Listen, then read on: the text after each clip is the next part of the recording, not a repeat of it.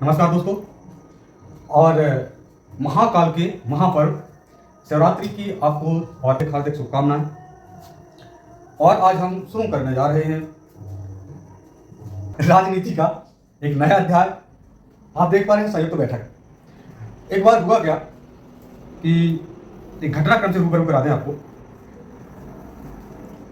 एक गांव की बात है। दो प्रेमी थे। दो प्रेमी ऐसे कि एक प्रेमी और एक प्रेमिका। तो हुआ क्या कि उनके बीच प्रगाढ़ प्रेम था, अथाह प्रेम था। इतना कि शायद जो एक रूस ने एक गड्ढा किया है ना पृथ्वी के अंदर, उस गड्ढे से भी गहरा प्रेम था। आपने एक मैरियाना गर्त का नाम सुना है ना, जिसकी गहराई 11,000 मीटर है। शायद उससे भी गहरा प्रेम था उनके बीच।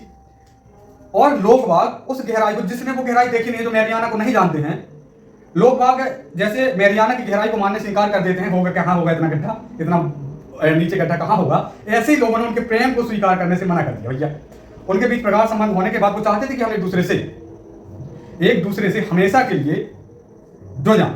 मतलब एक हिमालय जितना ऊंचा और मैरियाना जितना जो गहरा प्रेम है, उसे वो एक संपात करना चाहते थे हिमालय और मैरियाना में। लोगों ने उनको नहीं सुना। उन्होंने अपना प्रस्ताव रखा घर वालों से, लड़के ने और लड़की ने। किसी हद तक लड़की के घर वाले राजी हो गए, लेकिन लड़के के घर वाले राजी नहीं हुए। तब दोनों ने फैसला किया कि नहीं, हमने प्रेम किसी से पूछ कर नहीं किया था। हमारा ये अंतिम फैसला है कि हम एक दूसरे के होके रहेंगे। तो इसके लिए भैया चूंकि वो चाह रहे थे कि हमें भाग कर भी नहीं जाना है, तो उन्होंने अपने अपने पक्षों में अपनी अपनी बात रखी। तो दोनों पक्षों ने मिलकर इस समस्या से निपटने के लिए पंचायत का आयोजन किया। पंचायत जोड़ी, वो तो 4 आदमी जुड़े। तो भैया जब पंचायत जुड़ी है, और आपके पता हो इतने पे हमें जो पता लगो कि पंचायत काहे जुड़ी है, काहे से कि दोनों पक्ष आपस में राजी ना थे एक मसला पे। पंचायत जुड़ी। अब पंचायत में जब जुड़ी तो वो एक मुखिया भी चुना गाओ कि जी मुखिया हुए अपनी पंचायत। तो मुखिया का चयन हुआ और वहां पे एक मसला, उस मसले पे बात हुई और उसका एक निराकरण निकल के आया कि इनको एक दूसरे का होना चाहिए नहीं होना चाहिए। अंततोगत्वा निर्णय हुआ कि इन्हें राजी खुशी से और सम्मान से एक होने दिया जाए। तो हमारा देश चलता है किससे? हमारे देश में जो देश के संचालन के लिए व्यवस्था है वो संसदीय व्यवस्था है और संवैधानिक व्यवस्था है। तो हम जानते हैं कि जो संयुक्त होता है, इसका मतलब होता है समेटना, एकत्रित करना, बिखरे हुए को एकत्रित करना। और बैठक तो आप लोग जानते ही हैं कि बैठना, सब जुड़ के जब एक साथ बैठते हैं तो संयुक्त बैठक हो जाती है वो। तो जब कहाँ पूछना है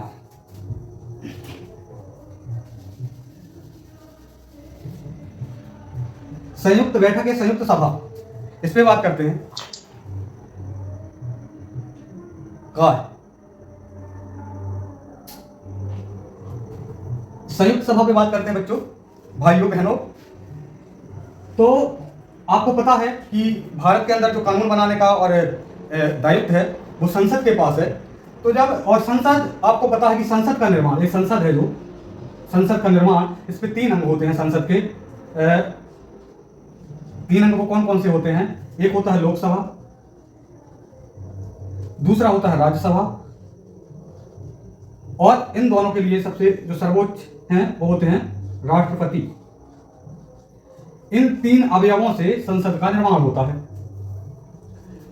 तो कोई भी विधि बनाने के लिए, कोई नियम कानून बनाने के लिए, कोई नियम कानून जो बनता है इन तीनों से होकर गुजरता है, तब वो एक नियम बन पाता है, अधिनियम बन पाता है, कोई कानून बन पाता है। तो जब कोई बात, कोई किसी मुद्दे पर कोई विधेयक लाया जाता है, तो माना कि लोकसभा ने उसे पास कर दिया। इसने क्या कर दिया? पास कर दिया। पास करने की 2 कंडीशन है, एक तो साधारण बहुमत और विशेष बहुमत। तो कोई बिल या विधेयक साधारण बहुमत से अगर पास हो जाता है या विशेष बहुमत से पास हो जाता है लोकसभा से, और इसके बाद वो जाता है राज्यसभा, ये राज्यसभा, इसे उच्च सदन भी बोलते हैं, उच्च सदन, इसे बोलते हैं निम्न सदन। तो जब साधारण बहुमत तो विशेष बहुमत से पारित हो जाता है लोकसभा में, तब वो विधेयक जाता है राज्यसभा के पास। और जब राज्यसभा को ये लगता है, राज्यसभा के सदस्यों को ये लगता है कि ये जो कानून आने वाला है, जो विधेयक आया है, ये सर्वहित में, जनहित में नहीं है, अगर इन्हें ऐसा प्रतीत होता है कि जनहित में नहीं है, तो ये इसे पास करने से कर देते हैं मना। इसे पास करने से कर दिया मना, तो इन दोनों के बीच में गतिरोध उत्पन्न हो गया। ये चाहते हैं कि ये बात पास हो और ये चाहते हैं कि ना हो। समझ पा रहे हैं? आपसे पूछ रहे हैं, समझ पा रहे हैं? तो फिर यहां पे हो जाता है विचारों में गतिरोध उत्पन्न, जिसे बोलते हैं शीत युद्ध टाइप का। अब जैसे पति पत्नी है कोई,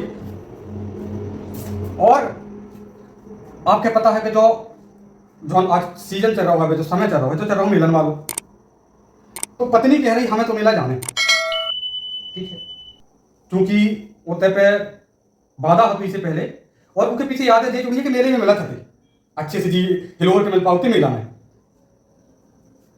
तो अब पत्नी ने तो जो कही कि हमें मेला जाने, लेकिन पति महोदय कहा इतनी टाइम, उन्हें पता है मेला में कम मिला, दूर धक्का धक्का।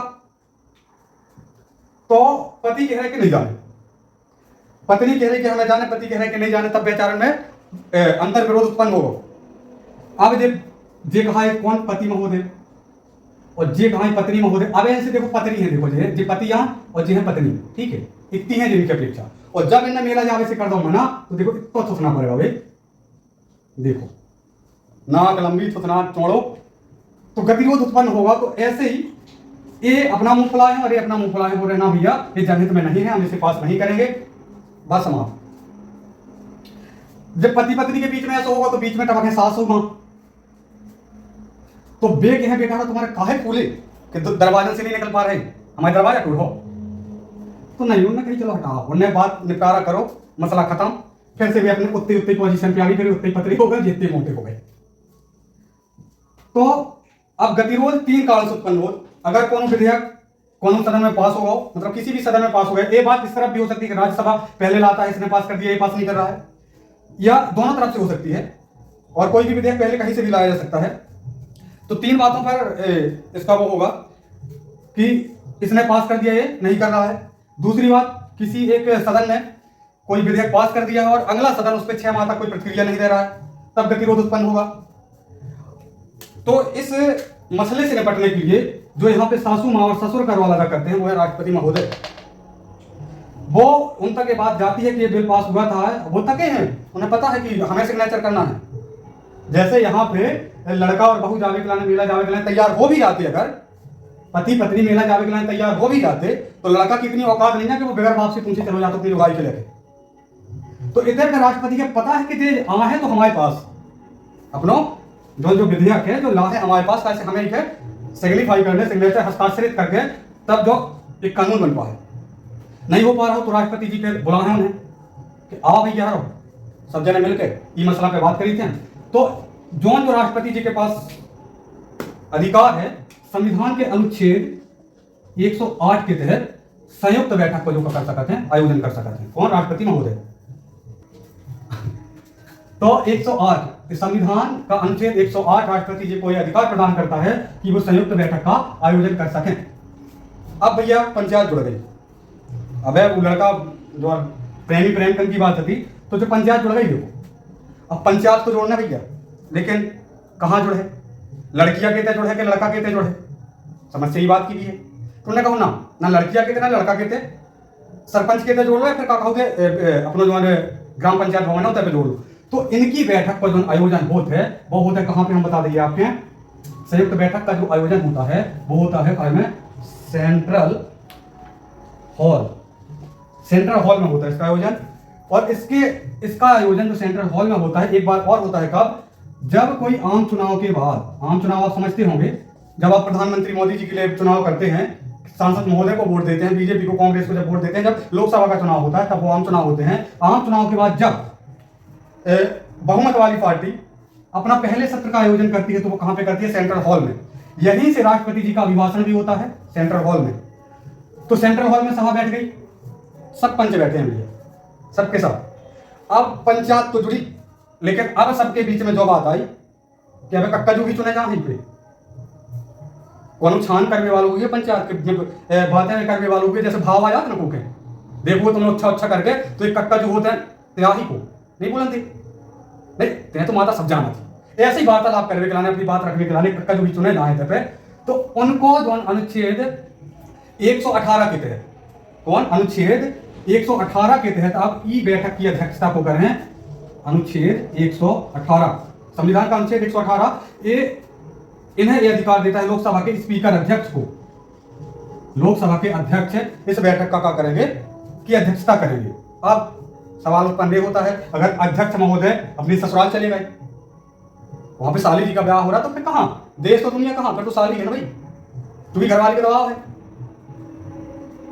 तो अब ये चलेगा अपनी ससुराल अध्यक्ष महोदय इन्हें स्पीकर बोलो जाता तो अब को कर है इसे अध्यक्षता सवाल उत्पन्न हो रहा हो तो भैया अब इन्हें स्पीकर भी कहो जात तो एक और होते हैं स्पीकर जिन्हें उपाध्यक्ष बोलो जात तो वो टाइम पे इनकी अनुपस्थिति में इसकी संयुक्त बैठक की जो है अध्यक्षता करेंगे लोकसभा के उपाध्यक्ष महोदय।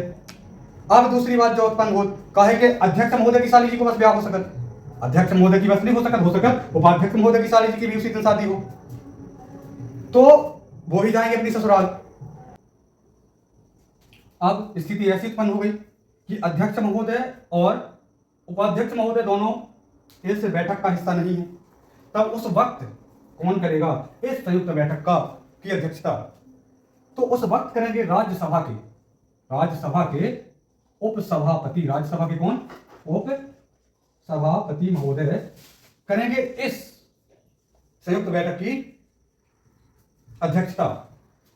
सवाल उत्पन्न होता है कि क्या उपसभापति की जगह सभापति इस संयुक्त बैठक का आयोजन नहीं कर सकते थे अध्यक्षता नहीं कर सकते थे तो नहीं क्यों राष्ट्रपति इसलिए नहीं करेंगे उपराष्ट्रपति क्योंकि उपराष्ट्रपति महोदय किसी भी सदन के सदस्य नहीं होते हैं चाहे वो लोकसभा हो या राज्यसभा हो किसी भी सभा के वो क्या नहीं होते हैं सदस्य नहीं होते हैं इसलिए वो किसी भी स्थिति में संयुक्त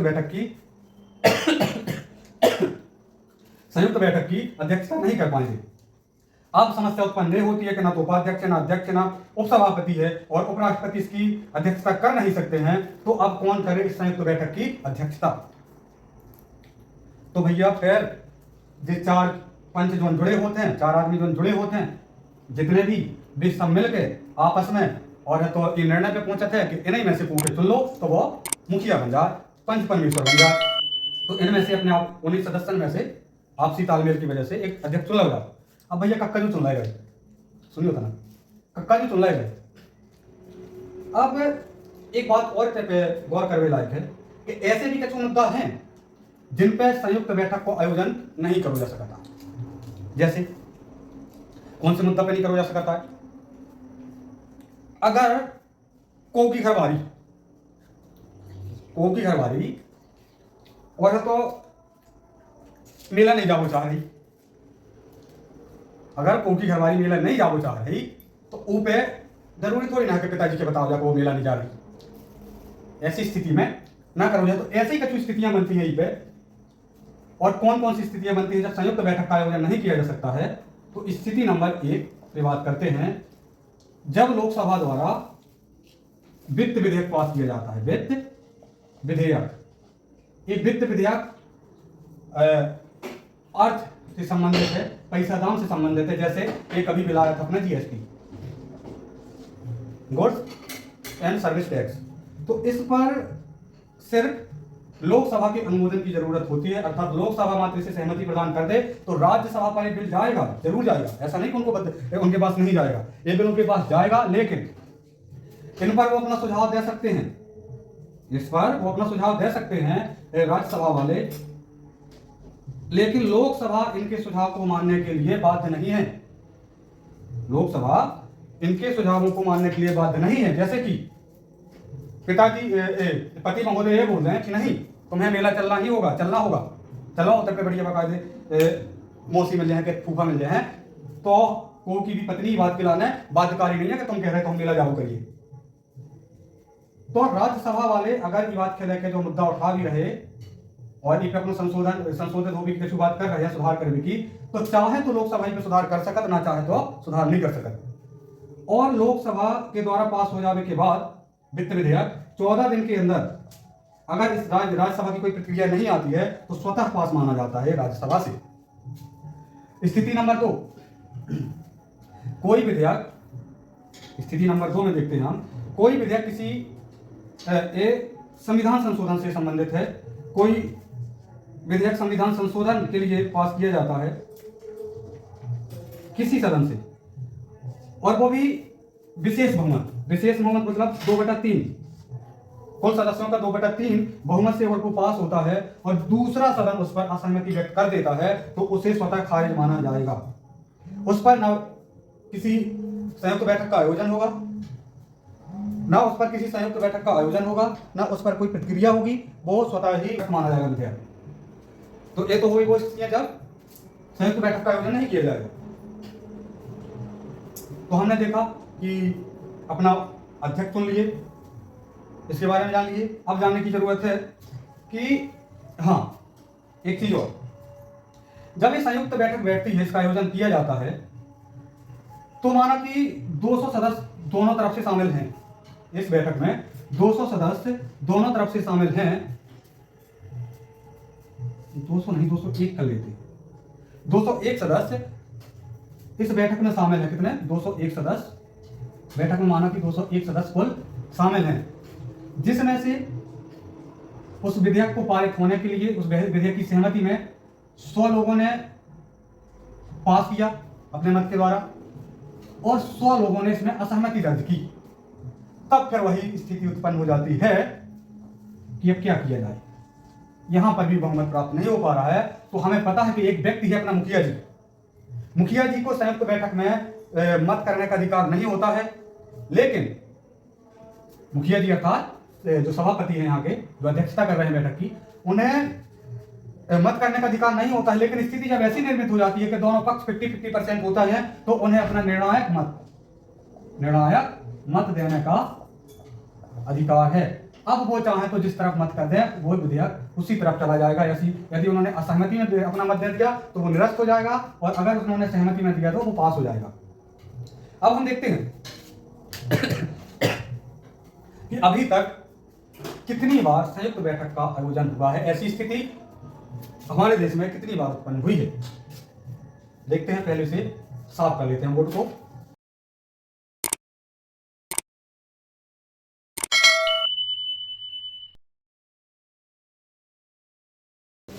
तो हम देखते हैं अभी तक कितनी बार संयुक्त बैठक का आयोजन हुआ है। इसके लिए हम देखते हैं बहुत ही आसान सी ट्रिक, बहुत ही प्यारी सी ट्रिक, जिससे कि हमें याद बना रहेगा। हुआ क्या कि हमें हर एक मध्यम वर्गीय परिवार और गरीब परिवारों की दशा यह है कि उनकी घर, अगर लड़की का जन्म हुआ है, लड़की महज 5 साल की हुई है, लड़की ने जन्म लिया है, तो इसके बाद उनको चिंता सताने लगती है। और चिंता किस चीज की है वो आप सब जानते हैं कि लड़की की हमें शादी करनी है, और उसके लिए दहेज, दाना दहेज को एकत्रित करना है। तो हम देखते हैं कि लड़की हुई है, तो लड़की के दहेज के लिए क्या पैसे एकत्रित करके रखे हैं हमने। लड़की शादी के लिए हुआ, ये शादी है लड़की की, अब दहेज के लिए जो धन जमा किया था वो हम जाते हैं बैंक निकालने, बैंक जाते हैं अपना धन निकालने के लिए। लेकिन इतने में खबर आती है बैंक में ही कि जो पोता है ना, पोता वो बीमार हो गया है। तो दहेज प्रतिबंध अधिनियम 1978 ये आया था। बैंकिंग सेवाओं में